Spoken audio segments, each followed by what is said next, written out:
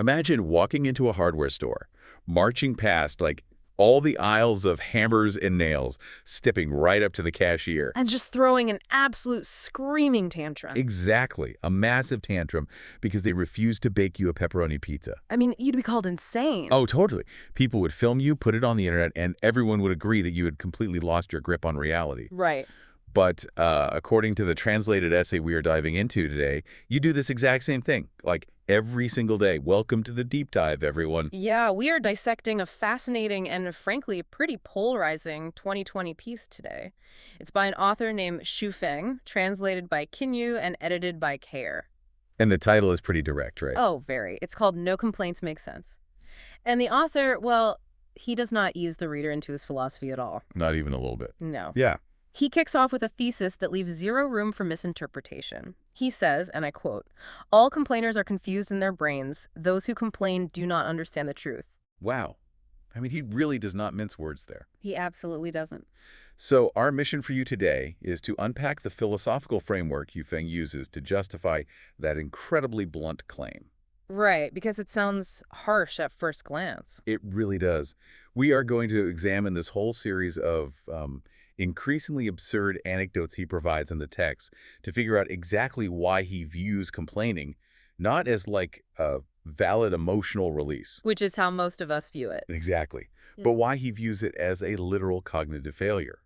And by the end of this, we will uncover his highly specific, somewhat hilarious strategy for dealing with the complainers in our own lives. I can't wait to get to his strategies. They are wild. They really are. Okay, let's unpack this, starting with how he builds a baseline of absolute absurdity to prove his point. What's fascinating here is that Xu Feng deliberately bypasses complex human emotional drama right at the beginning. Right, he starts really simple. Very simple. He grounds his argument in literal physical environments.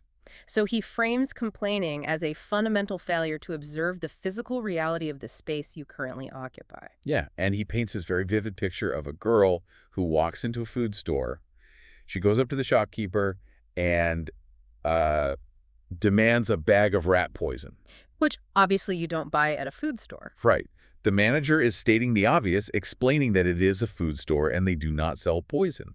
But instead of realizing her mistake, the girl actually complains. She gets angry. She does. She gets angry and says, "Why do you not sell rat poison? You made my trip for nothing." See, she is experiencing a complete breakdown of her internal expectation engine. Well, our brains operate as predictive machines, right? We construct a mental model of how the world operates. In her case, a model where this specific storefront supplies her immediate need. Okay, so she expects the store to just have what she wants. Exactly. And when reality contradicts that internal model, the biologically efficient response is to update the model. But her brain refuses to do that. It demands that reality update itself to match her incorrect assumption. Precisely. That's the cognitive failure he's talking about. And then he pushes this mismatch even further by taking it out of the human realm entirely, which I loved. The rabbit example. Yes. He tells this story about a little rabbit. Yeah. This rabbit spends all day wandering around a cornfield looking for carrots. Naturally. And finding none, the rabbit complains, "Humans do not care about us. Why do they not grow carrots in their cornfields?" It's such a funny image. It is, but it highlights a profound blindness to context. Like a cornfield is defined by the existence of corn. Exactly. He is systematically stripping away human ego by using an animal in nature. The rabbit is projecting its own dietary desires onto an environment that was engineered for a completely different purpose. Right, it's a cornfield, not a carrot field. The logical error here is not that the rabbit is hungry. The error is the expectation that the cornfield should magically alter its fundamental biological nature just to accommodate the rabbit's appetite. And we see this play out with geography, too. The text describes this man who travels out to a massive, flat prairie. Oh, this one is great. He looks around at miles of uninterrupted flat land and complains, "I like climbing mountains, but there are no mountains here," which disappoints me a lot. You know, if we look at this through the lens of modern psychology, perhaps cognitive behavioral therapy, this man is engaging in a classic cognitive distortion. Like a should statement. Exactly, a should statement. The prairie should have mountains simply because he desires them. He is standing in an environment completely refusing to process the sensory data entering his eyes. He's just agonizing over a phantom landscape that only exists in his head. Perfectly said. Which brings us to his first digital example. I think anyone listening who spends time on the internet will appreciate this one. Oh, absolutely. So, a social media user enters a very specific WeChat group, and the text explicitly describes it as a flirting group. Very specific purpose. Very. So this person hangs around, reads the room for a long time, and then complains to the group. There is no preaching and talking of scriptures or Tao here. Neither are there cooking skills or healthcare experiences. How can you all be so boring? I mean, entering a space curated for one specific social interaction and being deeply offended that it fails to provide the exact opposite type of content. And it's classic. It's hilarious to picture someone logging into a flirting chat and demanding a recipe for chicken soup. It shows how this cognitive blindness translates perfectly from physical landscapes to curated digital realities. It really does. But I actually need to push back on the author's logic here for a second. Go for it. It is very easy to point out the fallacy when a rabbit wants a carrot in a cornfield, or a guy wants a mountain on a flat plain. Those are rigid, immutable things. Sure. Geography is fixed. Right. But human nature, our society, is malleable. And the text takes a massive pivot here.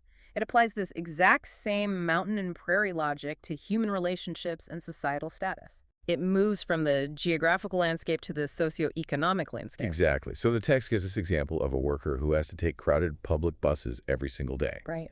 And he watches his boss pull up to work driving a luxury Mercedes-Benz. The worker complains, "The world is unfair. Why should he drive to work in his Benz while I have to take crowded buses every day?" A very common human grievance. Totally. But a prairie is geography. A boss hoarding wealth while workers struggle. That touches on deep, systemic societal choices. Is the author genuinely suggesting that the worker's desire for fairness is the exact same thing as looking for rat poison in a bakery? Well, according to the text, he views them as mathematically identical variables in the equation of your current reality. Mathematically identical. Yes. Zhu Feng's framework strips the romance, the morality, and the grievance out of the human struggle entirely. To him, the economic dynamic you are currently standing in is an immutable landscape in that specific snapshot of time. So it's just raw data. Exactly. The boss possesses the Benz. The worker possesses the bus pass. That is the raw data of the environment.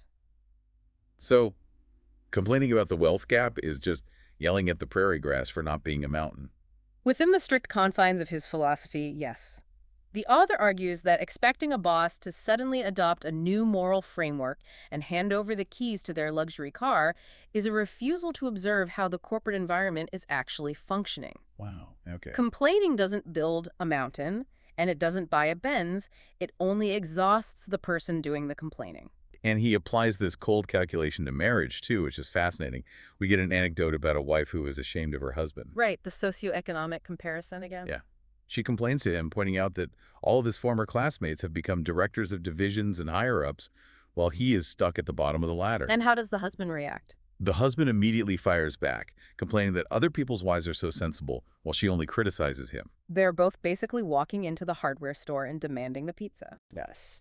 The author is suggesting that expecting a spouse to instantly transform into a highly ambitious executive, or expecting a frustrated partner to suddenly become docile and agreeable, is a refusal to see the actual human being sitting across the table. They are agonizing over a phantom spouse that only exists in their heads. Exactly. Okay, I understand the stoic mechanism of accepting the people around you as they are, but to truly test the boundaries of this philosophy, the text pushes this concept of accepting reality to its absolute most extreme limit. The ultimate stress test. Right.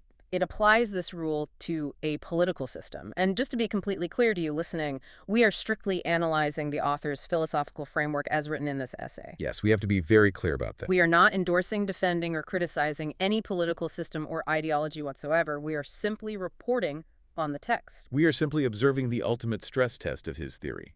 So the scenario he presents features an anecdote about a man who travels to what the text explicitly calls a dictator's paradise. Right. This man looks around the country and complains. He says, "There is no democratic atmosphere here. Why should he always have the final say in everything and disregard the public's opinions? It is grossly unfair." If we connect this to the bigger picture of the essay, the author's ultimate point really materializes here. The text suggests that walking into a dictatorship and complaining about a lack of democracy is intellectually indistinguishable from the rabbit wandering the cornfield. I mean, I have to throw a massive red flag on the play here. I figured you might. Is the author actually suggesting that people who advocate for change, like civil rights leaders or pro-democracy activists, are just confused in their brains? Because framing a desire for basic human rights as a cognitive failure feels, well, it feels dangerously close to offering a philosophical defense of tyranny. I completely understand why you'd say that. That friction you are feeling is entirely intentional in the text, and it requires us to separate the act of complaining from the act of changing. Yeah, how so? The author is describing the structural logic of a closed system. He is not making a moral claim about whether the dictatorship is virtuous or evil. Right, he's just looking at the mechanics of it. Exactly. He is arguing that a dictatorship, by its very definition, functions by one person having the final say. Therefore, standing in the middle of it and expressing verbal shock that it behaves exactly like a dictatorship is intellectually hollow. Ah, I see. So it is the passivity of complaining that he is attacking. Yes. Complaining is passive. It is standing in the rain and yelling at the clouds for being wet. Activism, on the other hand, is building an umbrella, or organizing a group to build a shelter, or moving to a new climate entirely. That makes a lot of sense. The author asserts that complaining is fundamentally flawed because it represents a failure to accept the baseline reality you must work from before any real action can be taken. Here's where it gets really interesting, though.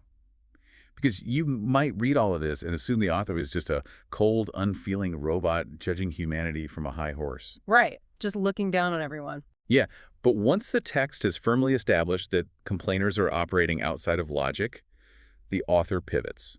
He transitions to exploring how to medically diagnose a complainer, and he uses the most chaotic imagery possible. He completely abandons any pretense of academic philosophical detachment at this point. He writes that after careful analysis, he has discovered the physical and mental state of these people. He claims the head of any complainer must have been kicked by a donkey. Kicked by a donkey? Yes. Or their brain has literally short-circuited. Or, and this one is incredibly specific, their mom must have mistaken a contraceptive for a cold medicine. I mean, wow, he uses these surreal, highly insulting metaphors to highlight just how biologically unnatural he views the act of complaining. It's so intense. He paints a picture of a brain that is misfiring on a cellular level, unable to process the sensory input of the world around it. But then, right after that, he drops a major confession. He admits that he, too, used to complain. Yeah, he implicates himself. And the metaphors he uses to describe his own past behavior are wild. He looks back and realizes his past complaints were like entering the wrong room, mistaking his wife's sister for his wife, taking snakes for dragons, or, my absolute favorite, becoming sworn brothers with pigs. Becoming sworn brothers with pigs. That specific image does a tremendous amount of heavy lifting for his narrative. It really does, because we all construct our own pigs in daily life, right? We really do.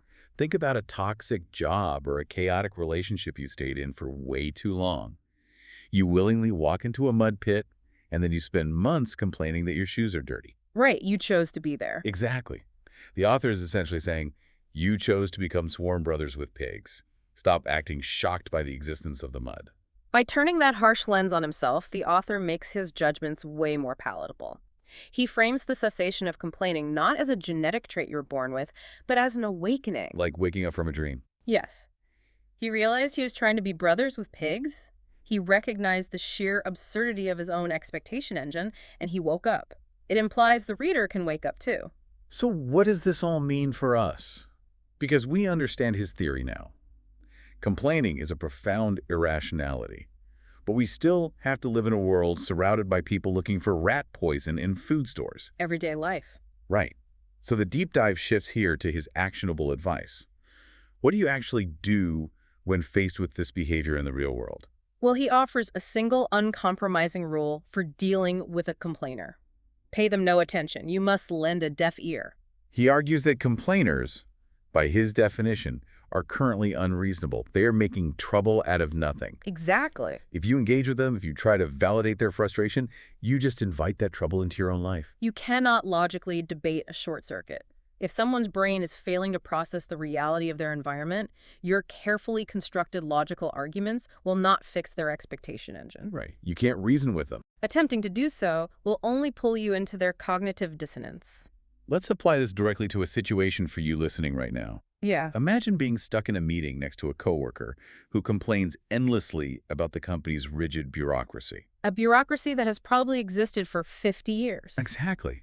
According to Zutafeng, you don't try to solve it. You don't nod along to be polite.